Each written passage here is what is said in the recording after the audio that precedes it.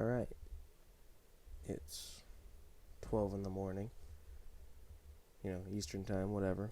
Depends on, whoever's going to school that's watching this now. There's no better time to do this because I've been putting off this video long enough. The second one came out before this one because I knew this one was going to be longer to edit and actually cut out mistakes or get footage put together. So I put it off long enough. School's about to start in two weeks, I think, 3 weeks. So this is going to be a video where I go over some of my tips and on-campus resources I wish I had known about when I first started at Poly. I'm going into my second year, so this is definitely going to be different than last year for me since the pandemic was even more all-encompassing. So anyways, here is everything I know or wish I knew that will help you better adjust to college life at Poly. I'm going to start with dorms, because that will probably be the most hectic for new students coming to the campus. It was definitely the scariest part to me, just because I, as I'm sure many of you have lived with my parents my whole life, and being away felt like it would be a lot of responsibility. Don't worry too much about it though, it's just a baby step into living on your own. So in this exact order, after you signed your lease and filled out the questionnaire they send you regarding roommate and floor selection, you can expect to receive in your student email around early to mid-August the information such as your room number and roommates. Like I said, since I'm lazy, chances are this has already happened. So, you've probably already got that email. You will later receive a second email, if memory serves, telling you how to sign up for a move-in day. And I think you can also do so through the Florida Poly website under dorms, or dormitories, or student living. Student living, I believe, is what they call it. If you're in phase 2, there's a good chance that you'll be sharing a room. So, early bird gets the worm is the phrase, and it's no different when it comes to shared dorms. You're assigned to either room A or B within a shared hallway space, but not an actual bed space. So if you want first dibs on the bed nearest the window or farthest, you need to get the earliest time you can. If you don't care, you can just grab whatever time works best, as no matter what, you are guaranteed a time to move into the room. You just aren't guaranteed a bed space of your choice unless you get there first. Once you know your room and you're all packed and ready to go, label everything you'll be bringing up to the dorm, full name, phase 1 or 2, and room number. So last year I had 2520, I believe, which means phase 2, 5th floor, room 25. I just used some colored paper and duct taped it to all the boxes and items, whatever. As long as it stays on and it displays your full name and your room number, and the phase usually helps, but they'll probably, chances are you pull into the specific phase you're going to anyways, so it'll work out. On move-in day, you'll get there at your time, check in, get your ID and room keys, and it's pretty much smooth sailing from there. Once you got your room keys, that's it for the most part. There are some instances where your keys will not be in the right location for you to move in. Don't freak out, it's just over in the mail area waiting for you. I had this happen to me last year. The key wasn't printed in time for it to get to the lease or to the phase 2 office. So they just told me go over to the mail area, right? And they'll have it printed and ready to go. It's there, they just don't have it in the right spot yet. They didn't have time to get it there. So I'm going to go into further detail on where the mail area is in the dining hall section of this video. But if you have your ID when you get there, you get it activated at that front desk of the face, that you can get into your room. Now that that's all done, the move-in crew has already unloaded your car and is waiting at your room since you labeled your stuff. They may have let themselves in since, RAs, I'm pretty sure, have universal keys. If not, though, use your newly activated key to let them inside to help you unload.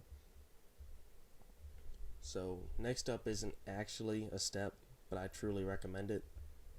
Since you and your roommates are responsible for cleaning up the room throughout and before move out, I recommend setting up a cleaning arrangement or a day or so, Do it that way so that no one's getting stuck with all the cleaning. It just works out better, and then there can be no disagreements on who's done how much, or People are petty, it happens. But I think if you iron out a roommate agreement like that, don't wait for the RAs either. Roommate agreements, because they have so many people to get through, roommate agreements can take them a while to get to your room. And that's not necessarily something that gets brought up in that. So I think you should definitely just, do it as soon as all four of you are there, or three, however many are in, rooms A or B. Moving on. Regarding phase 2 again, every floor with this exception of floor 1 has 2 kitchen areas with televisions, ovens, microwaves, and fridges. There's also a conference room and 2 study rooms on each floor. That is except for except for floor 1 of phase 2. Now when it comes to the first floor, there's 2 big areas where you can relax on couches and stuff.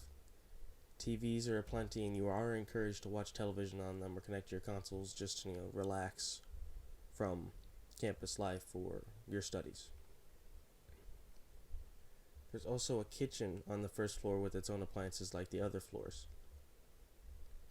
Now I can't confirm for myself at this time if they will be open for use or not, but there are pool tables and ping pong tables on the first floor. I frequently used the pool table down by the dining hall because that one wasn't closed. But if they are open, I will most definitely be using the ones in the dorm floors. No one on campus is outwardly rude or pretentious or snobby to others, and it's really, it's a friendly group of people. So don't be shy. If you see someone using the table, you can just come up and join, ask, whatever. Nobody's, it's a pretty chill place. When it comes to things you'll need in your dorm, I'd say, like cleaning wise, I guess, a Swiffer wet jet is what I used. It works pretty good on the wood floor. Wood. It might not be wood. It might be the stuff that looks like wood. Whatever. It works. Get a Swiffer wet jet. It works. And a vacuum, of whatever variety. I got like a little Dust Devil that you can it becomes a little handheld one. I got that at Target for like $30 last year before I moved in, because the bedrooms are carpeted, so you got a wood in the hallway in the bathroom, and then you've got carpet in the bedrooms. Shower curtains and hooks for the curtain are not provided either, so you'll need those. The only things within the bedrooms are the beds, desks, and chairs, and 2 drawer chest things. There's a shelf in the closet as well, but anything else that you'd want in there, you're going to have to, bring. I'll put the measurements around the screen somewhere here for the drawers and shelves for you caring mothers out there. You can have a mini fridge, a microwave, a coffee maker. That stuff is guaranteed you can have in there. The only kitchen products you're not allowed, though, are ones with open elements. So no stovetops or toasters. I've seen people using Instant Pots and stuff, so maybe that is allowed in the common areas. I can't say for sure if that's on the acceptable list, but I do know I've seen people using it. It's your call. You could ask someone. I'm not sure, but ask, don't. I don't care. I'm just passing along the information. So, next thing I wrote down, you can try to coordinate with your other roommates when you get their emails, which you probably have by this point, like I said, to bring what supplies you all will need. Like I said, cleaning is going to be something you do have to deal with. So you can coordinate who's bringing what, who's bringing a vacuum, who's bringing a Swiffer, who's bringing window cleaning, like spray for the mirror. A little bit of Windex, never hurt nobody. So you can bring all that. Now if you're cheapo like me, you can go to the Dollar Tree. They got a bunch of that stuff. It's the same equivalent as your name brand at your Walmarts, your Targets, your whatever, but it's for $1. Maybe it's just me, but college is expensive, so you gotta cut those corners where you can. You gotta get the dollar brand stuff. You just gotta do it. Okay, so now we're moving on once again to my segue to my shameless plug for my other video. If you're interested in knowing the Lakeland area better, I have another video going over where the bulk of the stores are, since we're basically in the middle of nowhere, which is true. Can vouch, you're like literally 20 minutes away from everything in every direction. So, that's pretty cool. But yeah, so I got an entire video already up. By the time this one hits, going over the location, I go through the map and all that. And yeah, so you want to see that, you can do that. I go over where I think you should know the main stuff, like the main things I think you should know where they are. So now I'm moving on to the dining. The dining hall is the building next to phase 2. It is actually known as the Student Wellness Center, or SWC for short. Most of us just call it the dining hall. Nobody calls it SWC unless you work at the school, I'm pretty sure, or you're a Poly fanatic, which there are a few of.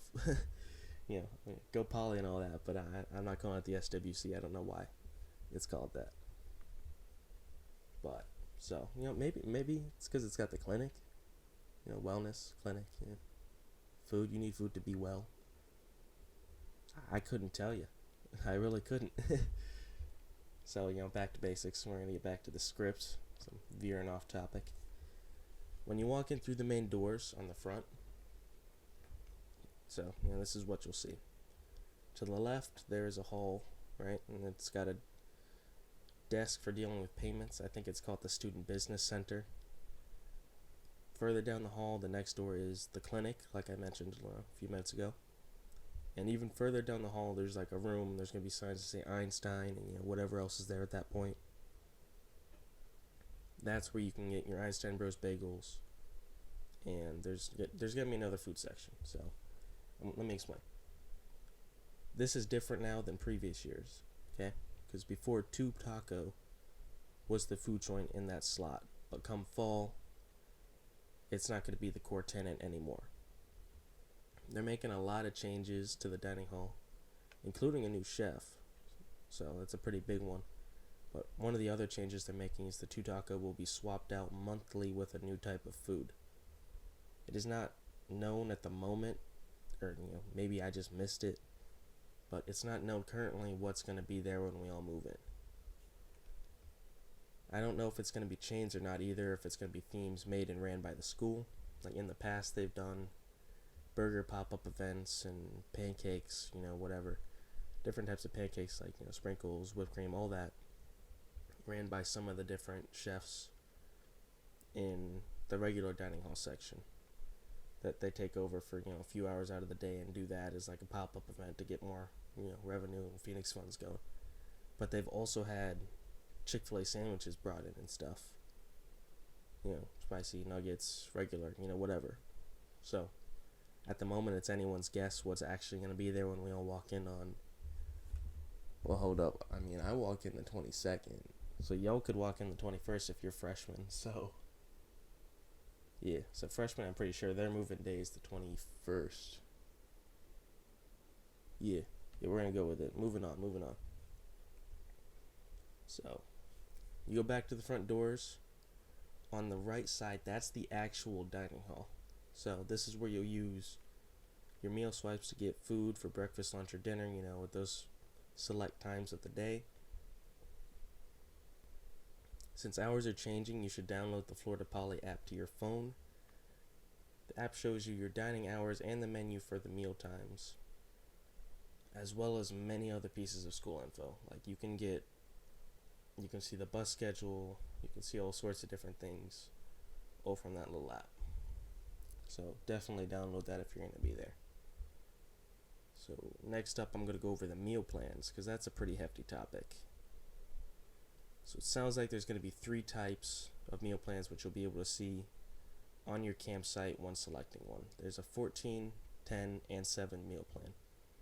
The numbers that I mentioned are the amount of meals you get weekly. Okay? There's also Phoenix funds that are bundled with that, and you just choose the dollar amount you want. Phoenix funds are, I don't think they're $1 to dollar amount. I think you save 2 cents if you get Phoenix funds. Maybe don't take my word for it, but I'm pretty sure that it's not a big gap, but you can just get Phoenix funds. and you can put more on as you want them, and you can just pick, I think there's a 400 and a 250 amount for like the different types of meal plans. You'll see it all when you get there, but I'm just trying to explain what each thing means if you're, confused on it. So, as of posting this currently in the year 2021, Phoenix funds transfer from fall to spring, and then they are deleted. Any funds you get in the spring, though, are good until the next fall term is over. So just think of it as like, expiration dates. When you get it, you have that semester and the following one to use it, then it's gone. So you get it in fall, that's your first semester. You got, they transfer over to spring. Spring ends, the ones you got in fall are gone. You still have any you got in spring until the next fall. Okay? So, if you're like a returning Phoenix, this will benefit you, but if you're a new Phoenix, this will still probably help you figure out what any of this means. Unlike before, the weekly meals now stack and can be kept from week to week. Prior to this coming term, meals wiped weekly. So, for instance, I only ate 7 out of my 10 meal plan. In the week, I'd be wasting 3 meals. They just delete them. You don't get them back. They were gone. Now, they stack all semester. They don't carry to the next one, but they do go week to week, which is pretty great now. So you don't really feel like you're, wasting your money. You can see them. There's a website you can go to. Just look up, dining, and then it says you can check your meal plan, or you check your meal swipes, I think it was, or meal plan balance, and you can see how much you have left. Okay, so we're going to go back to the front door one more time. And hopefully I can get a map up of this place or something. I don't have any footage from when I was there. I got some that you've seen of the rooms at this point, but other than that, I don't have any dining hall footage for you. Just hope I can get a map, or maybe I draw something, I just throw it on the screen. Don't make fun of my art if I do end up doing that. Just don't hold me to it, guys. We'll see what I do. So, like I said, back at the front door, if you go straight, there's a big, it's a round room with, trophy cases and a mural of a phoenix. There's a cutout, like, at that back wall where you can speak to someone about your ID issues. And even if you need it, you can pick up a new one. I will add that if you lose your ID, you're going to have to pay a fee to get a new one. And then I think they got to deactivate your old one. And I don't know if that's their end. I'm not sure what happens. I just know I had a friend lose his. I think you had to pay like $30 or something for a new one. So, keep it like it's gold, Always know where it is. Okay. The hallway, now that you're in that middle room, the round room, directly to your left, there's going to be bathrooms and then an office for, I don't know who or what they do. I've never had to be in the office, so I couldn't tell you. But if you just continue straight down that hall past the bathrooms, there's going to be a bigger room that we call the nest. It's, for all intents and purposes, just like a multi-purpose room, It's got a piano, a foosball table, chairs, tables, obviously, but a microwave, vending machines, and the mailroom. Vending machines range from food to medical red ones. The red medical ones are touchscreen and you can scroll through the products. They got toothbrushes, ibuprofen, contraception, it's all there. I think tampons as well, but being a guy, I'm not 100% on that one, but I'm pretty sure it's there. So if you need that, you're in a pinch, they got some. The room is also supposedly unlocked way late at night. I myself have been there until 1 in the morning writing a paper once. So keep that in mind if you're looking for somewhere to go. Study room. You don't want to be in a study room. You want something more like that. You can be in there. I will say this. If there's one thing Poly does exceedingly well at, it's treating us like adults. Not many schools would instill this much trust in their students, but Poly does. So, let's not try to take that for granted. You don't know what you got till it's gone type of thing. I'm thinking, I don't feel like I'm missing anything major. Like I said above, if you have any questions at all, leave a comment below. And welcome to Florida Poly. I look forward to seeing you guys next semester, which I wrote the script a month ago. And it's 2 weeks, so I look forward to seeing y'all in 2 weeks. Let's go. Go Phoenix.